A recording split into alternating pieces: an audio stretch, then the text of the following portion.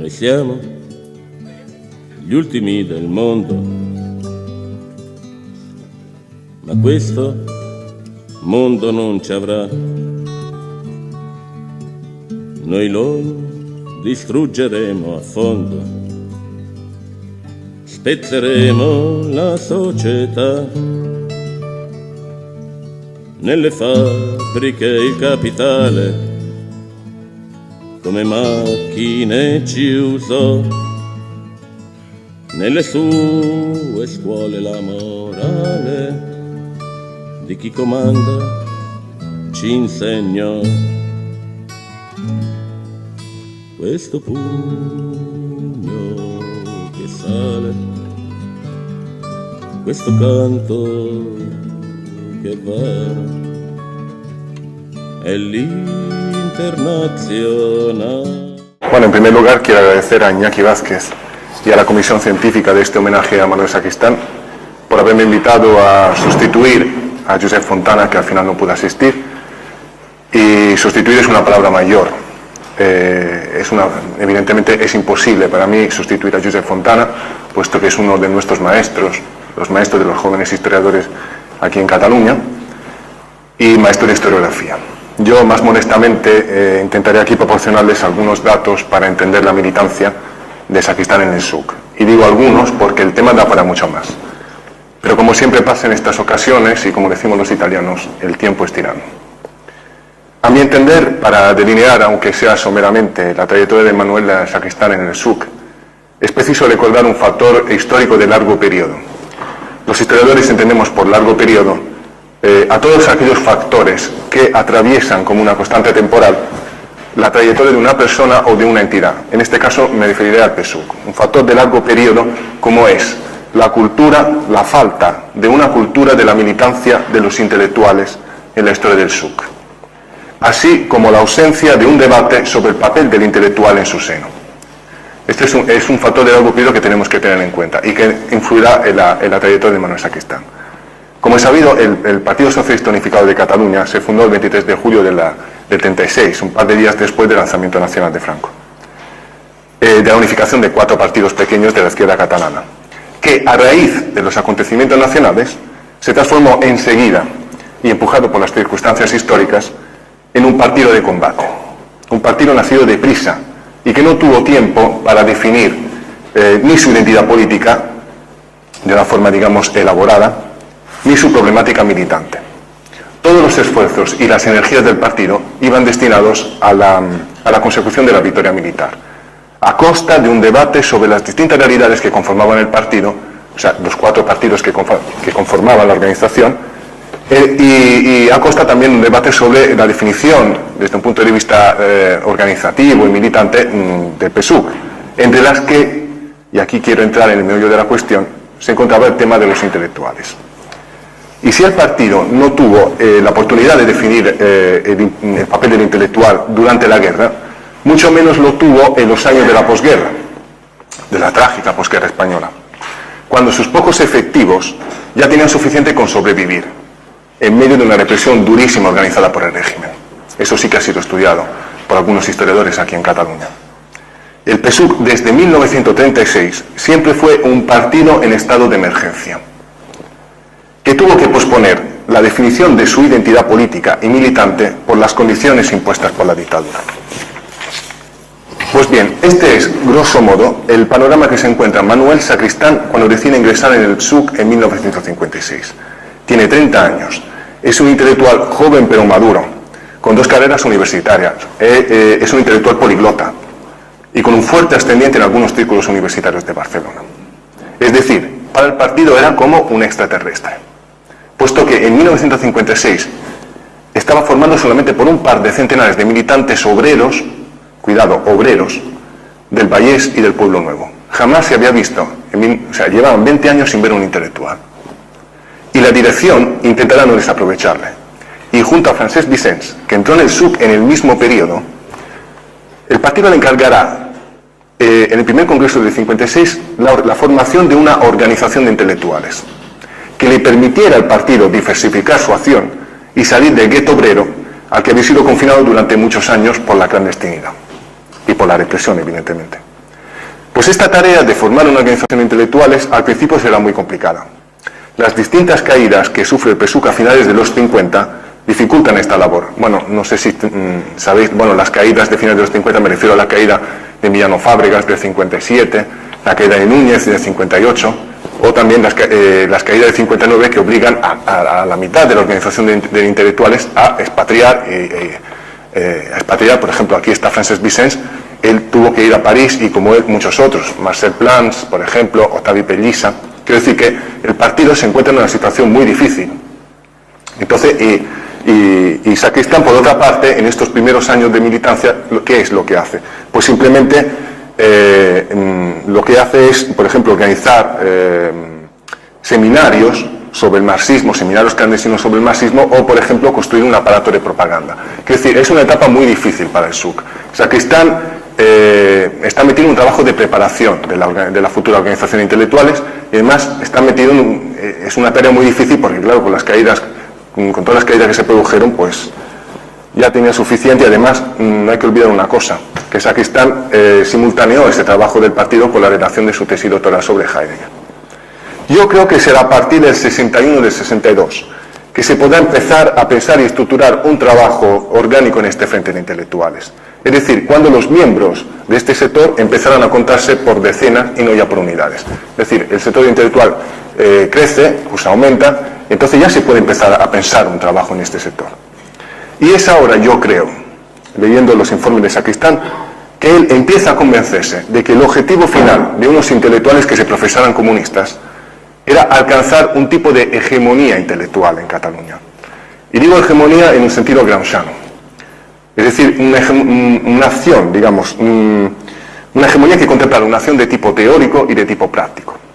Y que permitiera al partido, e indirectamente a la clase que el partido quería representar, es decir, la clase obrera, ser no solo dominante, es decir, que se hiciera con el poder, sino también dirigente. Es decir, que el partido tenía que ser capaz de llevar la dirección moral e intelectual del país, que creara consenso en la sociedad civil y que se fundiera, como decía Gramsci, que el partido se fundiera con la sociedad civil y que creara consenso. Yo creo que son estos los años, bueno, en los informes se ve clarísimamente que son estos los años en los que la organización de intelectuales intenta infiltrar, y sobre todo empieza a conseguirlo, a sus miembros en las juntas directivas de los colegios profesionales. Por ejemplo, el colegio de abogados, el colegio de médicos o de doctores y licenciados. Pero también empieza a penetrar en la universidad, como profesores no numerarios. Atención, Sacristán desde el 56 trabaja como profesor no numerarios, pero con los años ya empiezan a entrar otros. Por ejemplo, Josep Fontana, Josep Termes, Val Verdú. Hay otros que entran y entonces el partido empieza a tener una visibilidad en la universidad. Pero también es importante subrayar el papel de los intelectuales del SUC y concretamente de Fontana y de Sacristán en las editoriales. Bueno, ayer estuvo Gonzalo Pontón hablando sobre esto, pero es importante y es curioso subrayar una cosa, lo quiero decir, porque en los últimos años se han publicado un par de historias sobre la historia en Cataluña. Bueno, concretamente me refiero a la historia de Sergio Vila San Juan y la de Xavier Muret, que dedican un espacio, yo creo, desproporcionado a los novelistas y editores de la Gauche Divine. O, por ejemplo, al papel de Josep Vergés en Destino. Y solamente dedican un par de líneas al programa editorial y político de los comunistas. Es decir, repito, de Fontana en Grijalbo y de Manuel Sacristán en Avia. Y eso a mí me parece un hecho bastante grave, porque las vanguardias políticas de los 60 eran, formaban parte de una generación que podemos definir la generación del ensayo. La generación del ensayo político, el ensayo de filosofía, el ensayo de historia y el ensayo de economía. O sea, es la generación del ensayo. Y en cambio se ha tendido a ver un poco la historia de la edición como una historia de, por ejemplo, de los autores sudamericanos, de García Márquez, cuando en Cataluña lo más importante para los que hacían política eran esos ensayos que ellos veían con voracidad para salir del ayuno teórico en el que estaba sumergida España. Por lo general, el peso de la intelectualidad del SUC aumentó considerablemente a raíz del crecimiento y de la radicalización del nuevo movimiento universitario barcelonés de 1965-1966. Y me refiero a esos acontecimientos que llevaron a la disolución del SEU, a la creación del SDU y a la capuchinada, que son acontecimientos que vieron como protagonista a Manuel Sacristán. Y este prestigio del partido, de la organización de los intelectuales del SUC, creció tanto de cara afuera, es decir, en los sectores antifranquistas catalanes, como de cara adentro. Es decir, creció incluso dentro del partido mismo. No es una casualidad que Sacristán fuera cooptado para el Comité Ejecutivo del SUC precisamente en 1965, es decir, en el segundo congreso del partido. O sea, yo creo que el hecho de que él entre en el Comité Ejecutivo refleja el prestigio que había adquirido Sacristán en esas luchas universitarias. Además hay que decir una cosa, que en un momento en el que las comisiones obreras estaban todavía en fase de estructuración, estaban en ciernes, los intelectuales y los estudiantes del partido habían sabido capitanear la revuelta contra el régimen y demostrar que todo cambio social en España tenía que contar con su imprescindible participación. Y esto les dio, además del prestigio, yo creo les dio más seguridad en sí mismos. Y quien lea los informes que los intelectuales enviaban a París, notará cómo iba desapareciendo, atención, ese latente pero existente complejo de inferioridad revolucionaria del intelectual respecto al obrero. Un complejo todavía perceptible a principios de los años 60. Vamos a ver, sobre este tema no se ha escrito nada, pero yo creo que es un tema importante. Porque hay que decir que el muy arraigado obrerismo presente en el partido, un obrerismo que se remontaba a los años de la guerra, empujó a algunos de los intelectuales del partido a querer disolverse. Y sobre todo a querer disolver la organización. Quiero decir, hablando en plata, ellos veían, bueno, la única y verdadera fuerza para hacer la revolución son los obreros. Entonces nosotros, no sé, trabajar como intelectuales autónomos, pues no me parece bien. Decía, había un intelectual sobre todo, pero había también otros, digamos, eran 3 o 4, que decían esto, pues nosotros tenemos que disolvernos y vamos a trabajar codo con codo con los obreros. Y este complejo, presente todavía hasta yo creo 64, desaparece. Y desaparece a raíz del prestigio y del protagonismo de los intelectuales en los hechos universitarios. Y además hay que decir una cosa, que el PC-PSUC codificará esta nueva situación en el celebérrimo concepto de la alianza de las fuerzas del trabajo y de la cultura. Quiero decir, el PC-PSUC toma nota y acuña este concepto, digamos, este concepto y esta alianza alrededor de la cual se edificaría la nueva España democrática. Y buena prueba de renovado entusiasmo de los intelectuales del SUC es la refundación de la revista cultural del partido Nous Horizons. Esta revista fue creada en 1960 por la dirección de París para ofrecer en lengua catalana un punto de vista marxista sobre los debates culturales sobre los temas culturales que se debatían en Cataluña. Francesc Vicens fue el director hasta su expulsión en 1965, año en el que la revista inicia un evidente retroceso en cuanto a sus contenidos. Y, por decirlo brevemente, se transforma, yo creo, si vamos a las hemerotecas, si vamos a echar un vistazo a la revista, pues se transforma de una revista cultural a una revista de partido. Y la idea de refundar la revista, es decir, la idea de recuperar ese instrumento y de recuperar este instrumento como medio para alcanzar la hegemonía intelectual, partió de Francesc Vallverdú y de Manuel Sacristán en 1965 y no en 1967, como se ha dicho muy a menudo. Ellos se encargarán de formar una nueva redacción en Barcelona, con Sacristán como responsable y Vallverdú como secretario, encargada de redactar el 60% de la revista. El resto lo redactaba la redacción de París.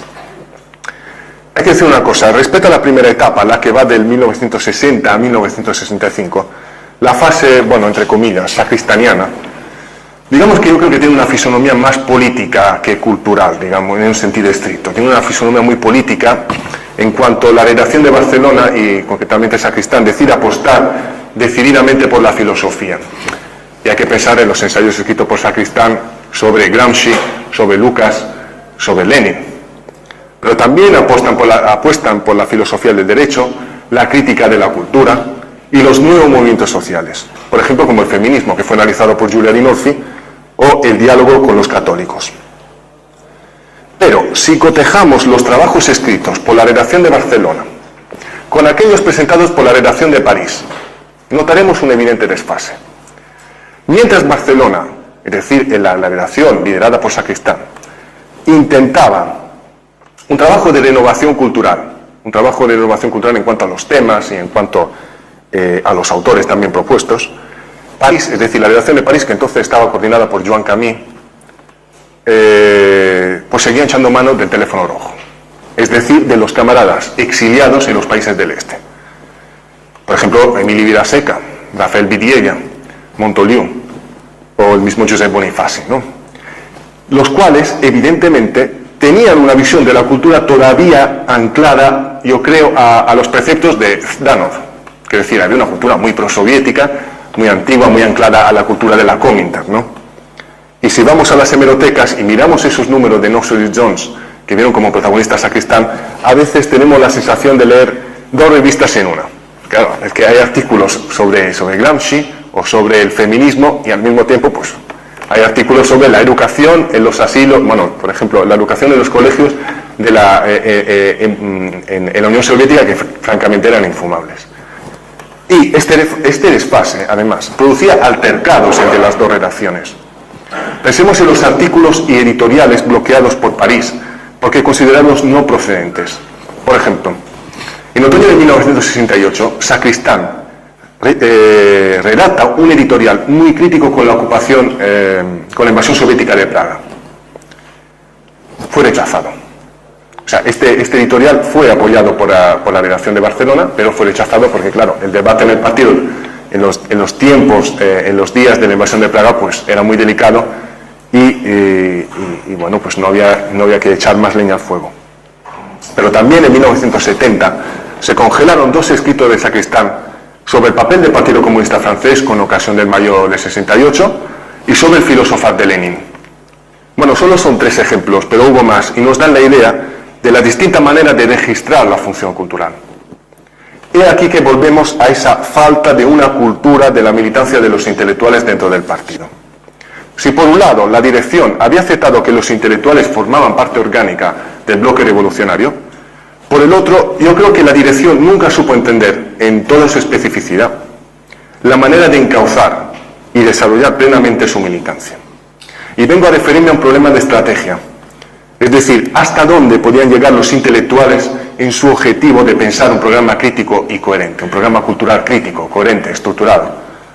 Pero también pienso en un problema de táctica, o sea, de militancia. ¿Qué significa esto?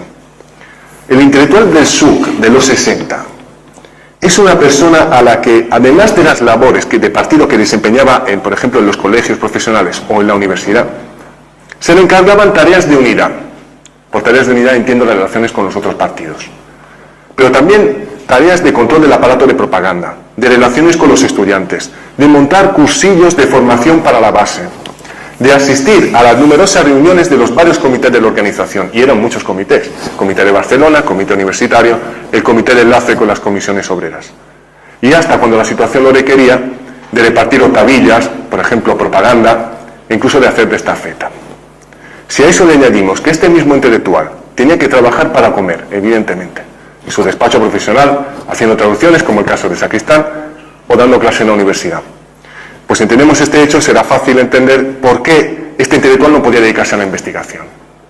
Simplemente no tenía tiempo.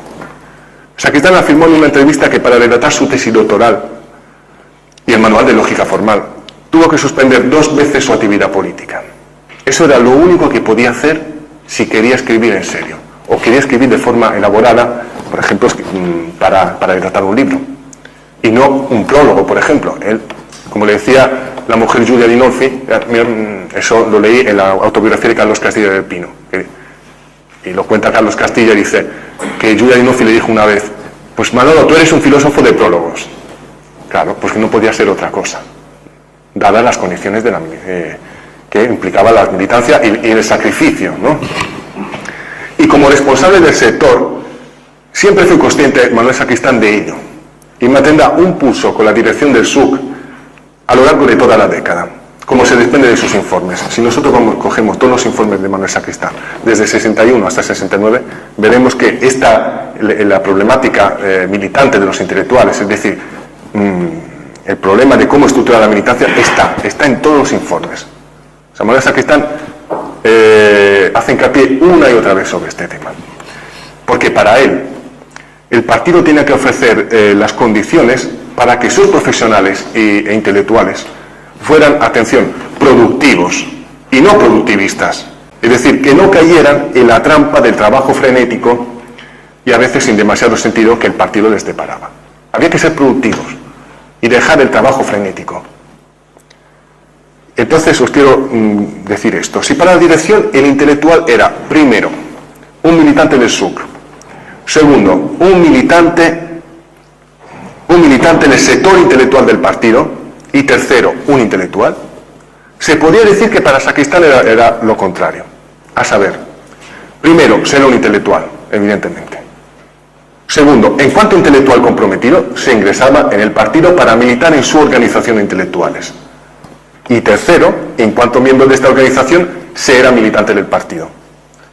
El acento, pues, Sacristán lo ponía en la palabra intelectual, que no en la de militante de base corriente.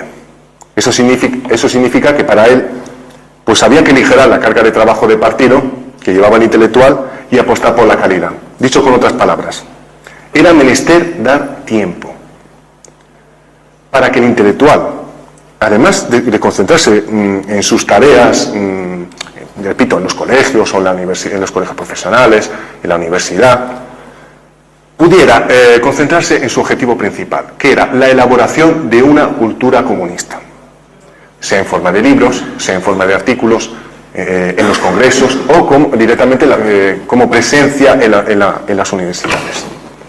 El paradigma productivista que propuso siempre la dirección del SUC y al que se atuvieron los intelectuales del partido por disciplina o por centralismo democrático, si por un lado proporcionaba su presencia constante en el escenario antifranquista, porque claro, estas personas se movían, hacían de todo y claro que tenían una presencia física, por el otro representaba un obstáculo que les impedía ejercer una dirección intelectual, digamos, a la italiana. O sea, estable, duradera, consolidada en el campo de las ideas. Una hegemonía de tipo italiano, entiendo la hegemonía que tuvieron los intelectuales comunistas del PC, del Partido Comunista Italiano en Italia, desde los años 40 hasta los años 80. Bueno, desde luego no se puede comparar el Partido Comunista Italiano con el SUC, por muchas razones, evidentemente por la clandestinidad y por otras razones también. Pero es cierto que Togliatti siempre tuvo claro que el magisterio intelectual en las aulas universitarias o en los libros era de por sí militancia, y por cierto, militancia muy efectiva. Por el contrario, los hombres que lideraron el SUC bajo el franquismo y que fundamentalmente eran los hombres de la vieja JSU del 36, quiero decir, vamos a ver, Gregorio López Raimundo, Román Saradell, Miguel Núñez, Leonor Bornau, Margarita Abril, hay muchos más, quiero decir, el Pardell, José Salas, pues esos hombres no acabaron de entender nunca, yo creo, en su totalidad, el papel y las necesidades del intelectual. Repito, por la falta de una tradición política, y ese es el factor de largo periodo que se le montaba en los años de la guerra, y por la clandestinidad, que siempre fue el factor contingente, el factor de corto periodo que dinamitó la posibilidad de crear una militancia de los intelectuales más productiva. Por lo tanto, si queremos entender la militancia de Manuel Sacristán en el SUC, tendremos que aceptar, yo creo, estas dos coordenadas, factor de largo periodo y factor de corto periodo, es decir, la clandestinidad, como base para futuras investigaciones. Me refiero ya para futuras investigaciones respecto a Manuel Sacristán político, y no filósofo y pensador. Para concluir estas breves consideraciones, me parece que si echamos la mirada atrás y reflexionamos sobre lo que fue la experiencia de Manuel Sacristán y de los intelectuales comunistas bajo el franquismo, sobre los que no se ha escrito absolutamente nada, tenemos que hacernos unas preguntas que parecen de perogrullo, pero que no lo son. A saber, ¿por qué estas personas se hacían comunistas? ¿Cómo actuaban? ¿Qué tipo de repercusiones conllevaba la militancia, tanto en su esfera pública, es decir, desde un punto de vista profesional, pero también en su esfera privada, es decir, en su situación familiar? Y también hay que preguntarse por el precio que tuvieron que pagar, que fue alto. Y el caso de Manuel Sacristán me parece paradigmático. Bueno, si queremos estudiar esta historia, pues puede que no lleguemos todos a las mismas conclusiones.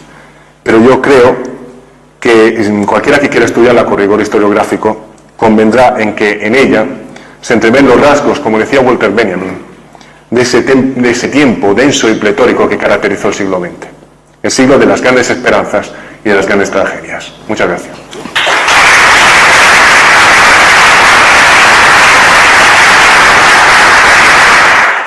Noi siamo gli ultimi del mondo,